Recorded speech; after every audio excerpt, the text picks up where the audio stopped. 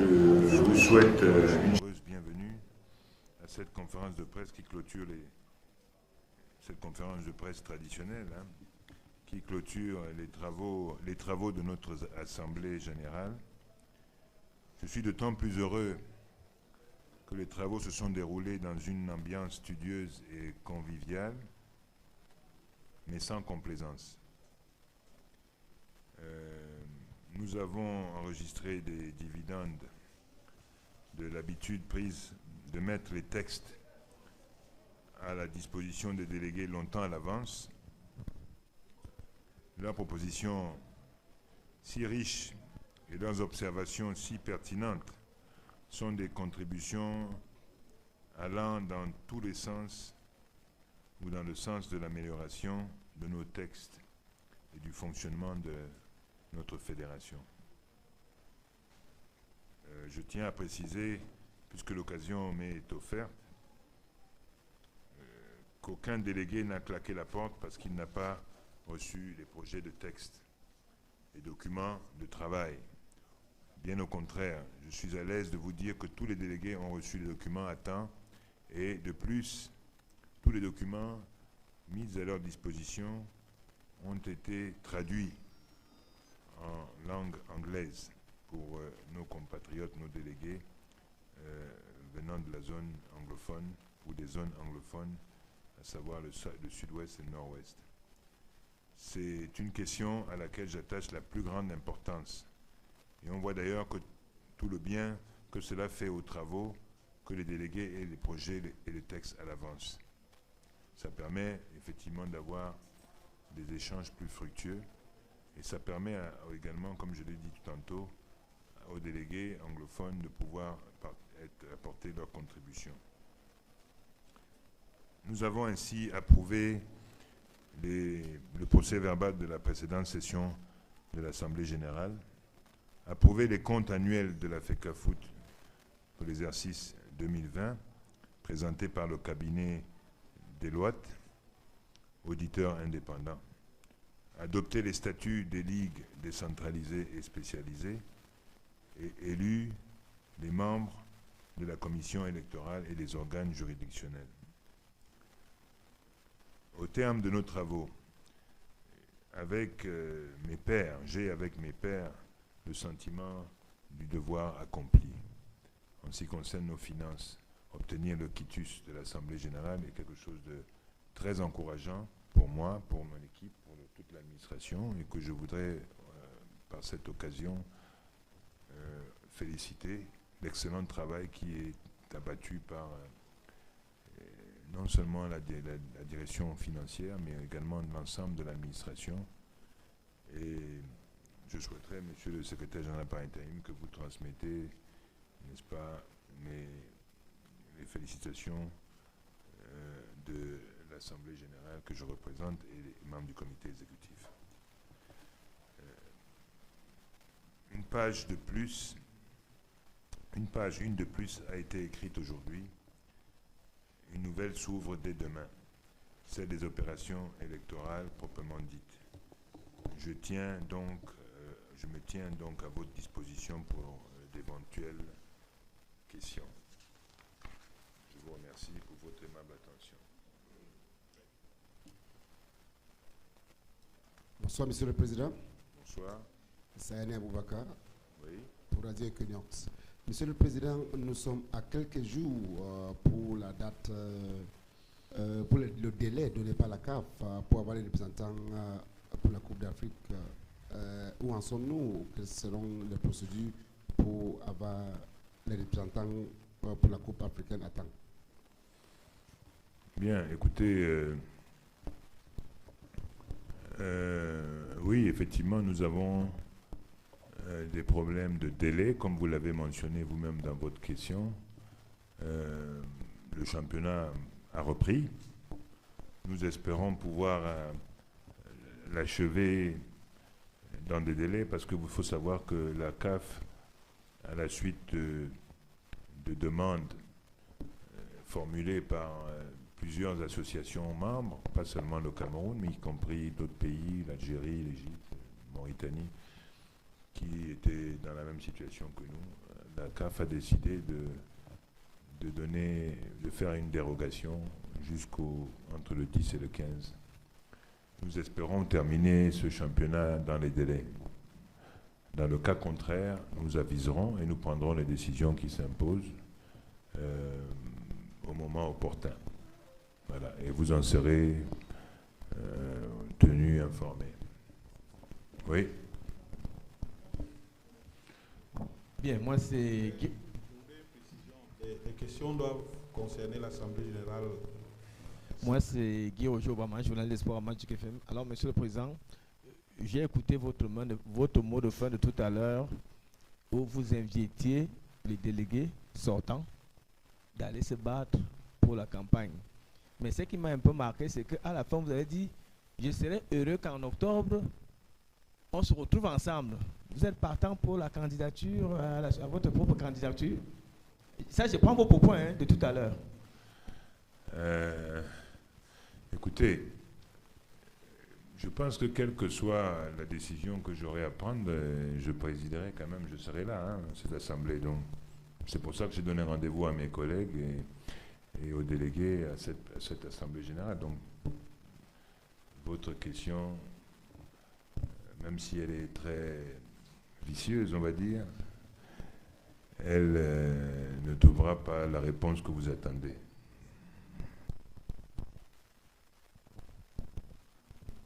Oui. Bonsoir Président. Je suis Léger Tientu, je travaille pour le site 45x2. Je travaille également pour Foot Azumi. Je suis aussi pigiste sur allezleslions.net. Président, ma question est simple. C'est la première fois qu'on arrive à une assemblée générale de la FECAFOOT et qu'on ne trouve pas le secrétaire général. Qu'est-ce qui peut expliquer l'absence ce jour du secrétaire général de la Fédération camerounaise de football, M. Didier Benjamin Baro? D'abord, je vous corrige, monsieur. Vous savez, nous sommes des hommes et nous incarnons des fonctions. Quand vous dites qu'il n'y a pas de secrétaire général, vous vous trompez. Il y a un secrétaire général qui est là. D'accord? Là, vous parlez d'un individu, c'est différent. Qu'à cela ne tienne, c'est un problème d'administration, c'est un problème de procédure administrative qui est en cours, donc pour lesquelles je ne veux pas m'étendre, mais l'administration ne s'arrête pas pour autant. Elle est debout, cette administration, elle fonctionne. Elle est incarnée par des hommes. Aujourd'hui, incarnée par la personne qui est à ma gauche, M. Siki, à qui nous avons, pour le moment, confié les destinées de cette administration. Donc, il assure le poste de secrétaire général par intérim. Donc, il ne faut pas personnaliser les choses. Les fonctions, c'est important. Les hommes passent, les institutions restent. N'oubliez jamais ça. Merci.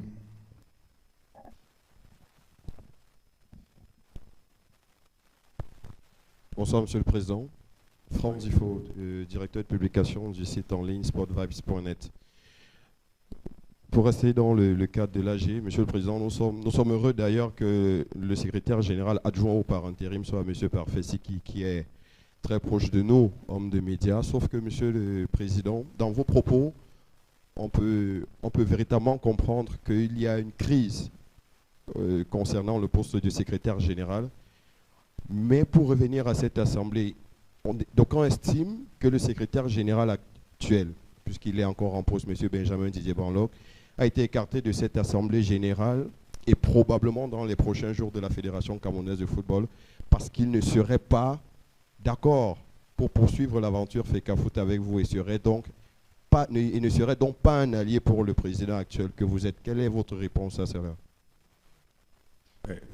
Je vous ai dit tout à l'heure, il y a une procédure qui est en cours. Je ne peux pas me permettre de venir discuter ici des affaires administratives de la fédération, surtout quand il y a des procédures qui sont en cours. Ce sont des procédures administratives, certes disciplinaires, mais administratives. Après, je n'ai pas besoin d'entrer dans les détails. Vous le savez très bien, ça, c'est pas un problème, parce que quand je vous ai entendu parler de mots-crise, ça m'a donné froid au dos. C'est une affaire purement administrative qui peut faire une crise à la fédération. Je ne vois pas de quoi vous parlez. Soyons sérieux, c'est des choses qui arrivent dans toutes les entreprises, dans toutes les institutions. Et ce n'est qu'une affaire administrative qui suit son cours et puis ça va passer. On va passer à autre chose, c'est tout. Il n'y a pas besoin d'épiloguer là-dessus. Et je pense que notre trajet ne vous intéresse pas trop. Hein. Finalement, non. Il y avait des sujets très importants à l'AG, plus importants qu'un fait de quotidien au niveau administratif. Oui. My name is Zillian Welling, journalist at Cameroon Tribune. President, please, we want to know exactly what you did today in this General Assembly and what we should be expecting next. Thank you. Please, we want to know exactly what you did today in this General Assembly and what we should be expecting next from now. Okay. The agenda, you know, I guess you wrote the agenda. The agenda was a very intense, very important one because we had to adopt our text or statutes of the specialized leagues, independent leagues, regional leagues, and subdivision leagues. So we had to adopt this text. It was very important for us. It's one of the more important steps before we go to the election. But more, we had also to our our auditor was here to present the account of 2020. As you know, after 1 year and an annual financial period, we need to have from the General Assembly our account accepted, adopted, and after the presentation done by the auditor. That's what had been done, and it's important for us to have this annual account adopted by General Assembly, which means we have the catus, and it means we can go ahead and continue without any problem. And especially the report was very positive because there was no reserve made by the auditor. So it's a very good point for the administration. And the third point was, and it's the more important for the period, was the election of our juridical commissions. Most of them belong these commissions.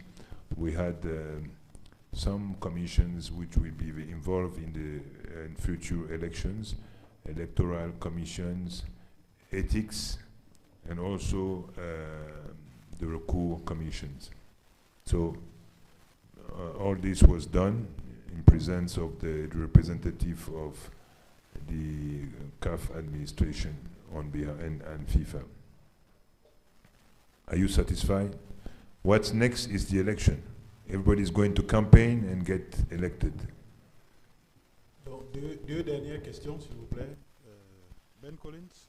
Thank you, Mr. President. Ben Collins, Nyebed of CRTV Radio.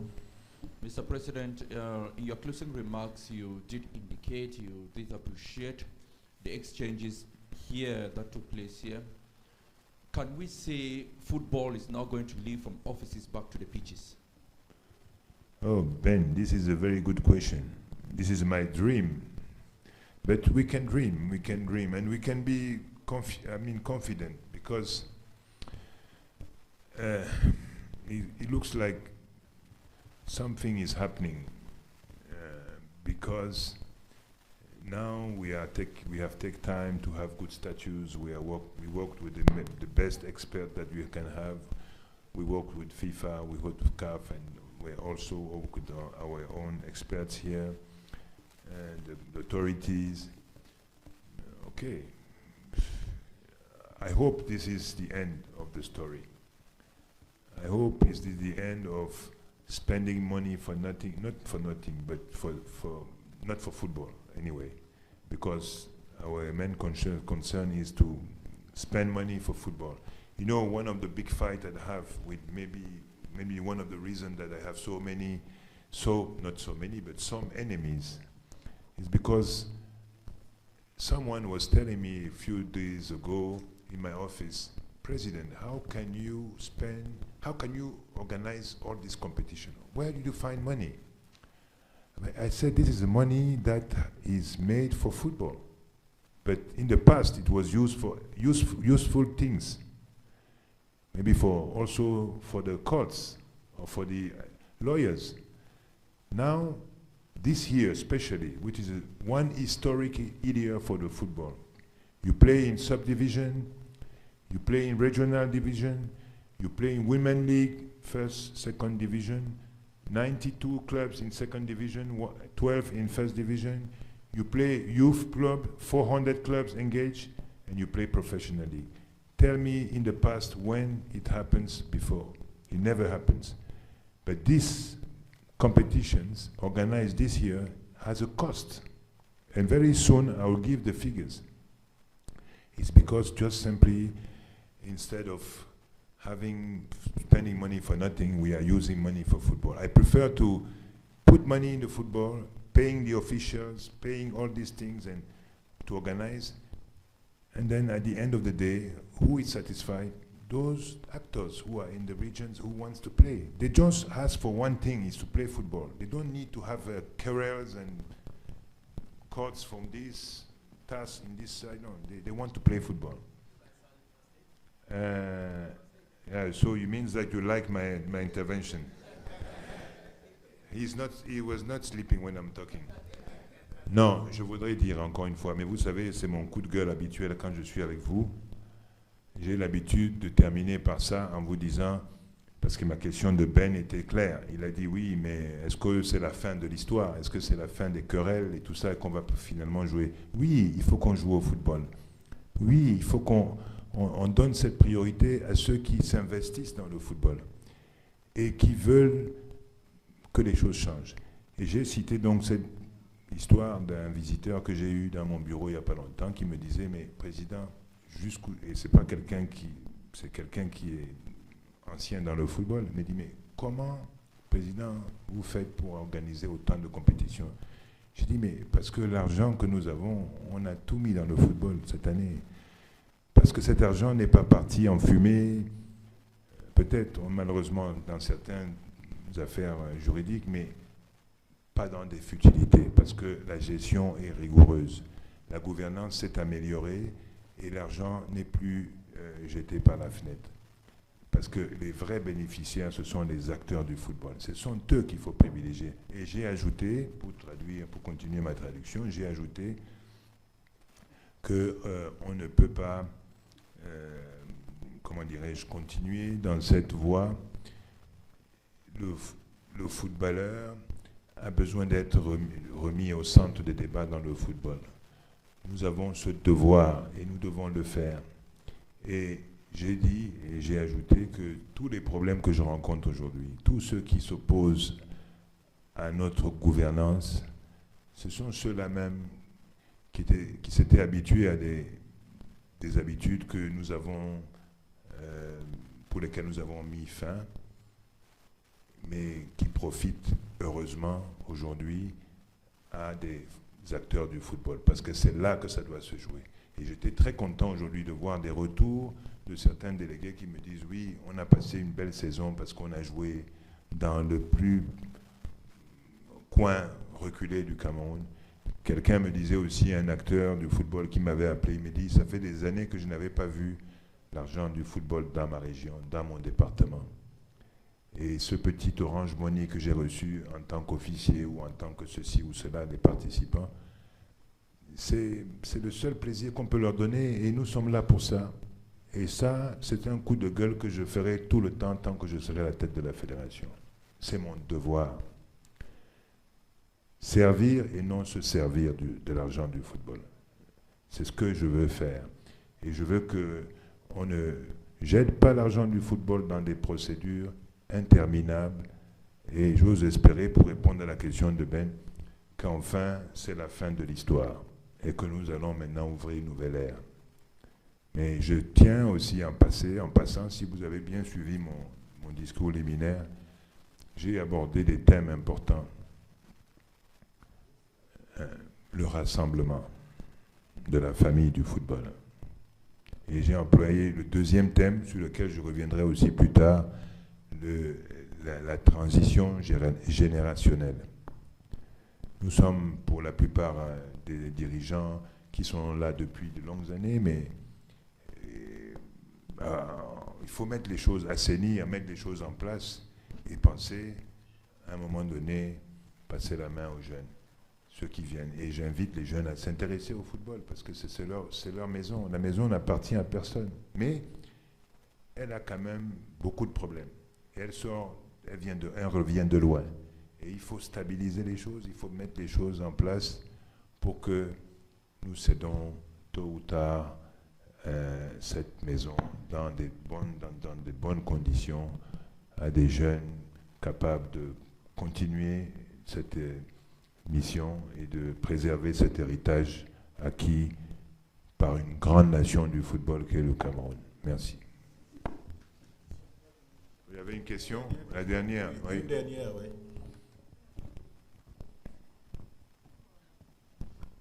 Bonsoir, Monsieur le Président. Valérie Ikwam, Allez les Lions. Oui. Monsieur le Président, vous avez adopté les statuts des ligues décentralisées spécialisées. Est-ce qu'on peut savoir ce qui a changé de manière générale, les points les plus importants? Et enfin, j'ai envie de demander à quand la prochaine ligue de football professionnel? Merci. Bien. Pour la première question, je dois vous dire que en réalité, il y avait beaucoup de correctifs à faire, des petites coquilles, des petites choses comme ça. Il n'y avait pas, dans le fond, des grandes, comment dirais-je, modifications proposées ou suggérées par les délégués. Un débat de fond, mais qui finalement n'a pas obtenu, comment dire, l'assentiment de l'ensemble des délégués. Mais pour le reste, en général, il s'agissait soit parce que la traduction n'était pas la même en anglais qu'en français, mais pour les textes, franchement, nous avons eu une quasi-unanimité sur le fond. Votre question, la deuxième, concernait quand la Ligue. Ah, bonne question. Je pense que l'idée que nous avons aujourd'hui par rapport à la Ligue professionnelle, c'est le bon sens. Je voudrais qu'à la fin du championnat, moi, c'est ce que mon vœu le plus cher, c'est que nous nous asseyons tous avec les présidents de clubs. Bon, on va appeler ça des assises, on va peut-être un séminaire. On doit se retrouver autour d'une table et faire un peu le bilan. 11 ans, je crois que ça fait 11 ans, quelque chose comme ça, de professionnalisme, entre guillemets. Hein. Moi, je n'appelle pas ça du professionnalisme, mais je voudrais qu'on fasse un bilan de la saison, les 2 saisons que nous avons organisées, et puis un bilan général des 11 ans de professionnalisme. Et avec les présidents de club, ensemble, on se regarde en face, et on discute, et on voit, et on se projette sur l'avenir. Et qu'on se concerte. Il y a des questions de format, il y a des questions de quotas, il y a des questions de représentativité, il y a plein de questions. Et il y a surtout, la question fondamentale, c'est les critères. Hein? On appelle le club licensing, c'est quelque chose que la CAF et la FIFA a mis en place et qui est quelque chose qui va être presque quasiment une obligation dans les prochaines années. Vous ne remplissez pas les conditions, vous n'avez pas la licence pour participer aux compétitions CAF, et nous, on aura aussi un club licensing national qui, vous n'avez pas les conditions, vous ne remplissez pas les conditions au niveau national, vous n'accédez pas au statut professionnel. On ne peut pas appeler un club professionnel s'il n'a pas un terrain de football, ça je commence par les critères sportifs, s'il n'a pas un terrain d'entraînement, s'il n'a pas une section U15, s'il n'a pas une section féminine, peut-être pas ça c'est administratif. S'il n'a pas une section U17 par exemple. Centre de formation. Centre de formation, ben, on ne va pas aller jusque-là, mais disons il y a un minimum, le minimum vital pour moi aujourd'hui dans le contexte actuel, c'est d'avoir au moins un terrain d'entraînement. Et après il y a tout le volet critères administratifs. Est-ce que le club a une boîte postale, un compte bancaire? Est-ce qu'il a quand même un minimum d'un organigramme qui fonctionne avec une administration peut-être légère mais simple? Donc vous allez revisiter le cahier de charges qui existe actuellement? Il existe, mais vous savez, il n'a existé que pour la figuration. Il est là sur le papier et puis on n'a jamais appliqué. Mais le temps est venu aujourd'hui de passer à la phase suivante, c'est dire, bon, vous voulez participer au championnat, voilà les conditions. Voilà comment ça va passer. Mais ça ne se fait pas. Je n'ai pas ces méthodes-là de faire des passages en force, vous le savez. Je suis très patient. Mais je veux que ça se fasse d'un commun accord, qu'on discute avec les clubs, qu'on se fasse un peu sur notre mea culpa et qu'on échange. Et on va associer tous les intervenants. Il y aura la CAF peut-être sera là, les sponsors, les journalistes aussi. Peut-être la presse, pourquoi pas. Vous connaissez ma position par rapport aux journalistes. Je les veux dans nos assises, je les veux comme observateur. J'ai défendu, c'est dans ma profession de foi. Vous le savez ça. Mais j'ai dit que je ne fais pas tant que vous ne vous structurez pas vous-même. Bon, ça c'est notre débat. Le jour où vous allez venir... C'est en train de venir, Monsieur le Président. Le jour où vous allez venir structurer avec comme les autres, hein, les corps de métier, vous venez et vous vous dites, voilà, Président, nous parlons d'une seule voix. Nous sommes des sportifs, des journalistes sportifs, nous parlons d'une seule voix et nous voulons faire partie de la famille du football. Donnez-nous le statut que vous voulez. Ça ne sera évidemment qu'un statut d'observateur, peut-être, mais je veux cette relation. Ça vient, Monsieur le Parce que vous allez... Ça part dans tous les sens. Donc, vous êtes les président, premiers pourfendeurs. Deux fois, même, c'est vous qui êtes à l'origine de tous les non-problèmes, parfois, parce que vous jetez de l'huile sur le feu.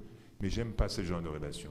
Je préfère que vous aimez le foot comme nous, vous participez à nos affaires, vous êtes là avec nous. C'est bon qu'on ait une autre forme de relation. Et ça dépend de vous. Ça viendra, Monsieur. Ça dépend de vous. Alors, structurez-vous et vous serez les bienvenus dans mon bureau et on pourra discuter. Nous sommes en route. Et vous ne serez pas perdants. Merci beaucoup. Ok, merci. Bon appétit. Merci à tous.